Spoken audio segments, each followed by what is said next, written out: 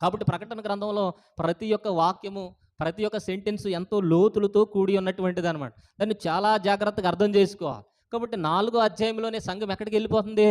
పరలోకం వెళ్ళిపోతుంది. ఇక్కడికి ఎక్కిరమ్ము అనేది ఎవరైనంటే యేసు ప్రభువారు. రేపో మాపో ఏ రోజో ఎప్పుడో తెలియదు కానీ అకస్మాత్తుగా ఆకాశం తెరవబడుతుంది. అక్కడ ఒక తలుపు ఉంటుంది. ఆ తలుపు దగ్గర మధ్యాకాశంలోని నజరేయుడైనటువంటి యేసు ప్రభువారు 2 చేతులు చాచి, సంగమా, నేను ప్రేమించిన సంగమా, విలువ పెట్టి కొన్నటువంటి సంగమా, రా ఇక్కడికి ఎక్కిరమ్ము అని అంటాడు.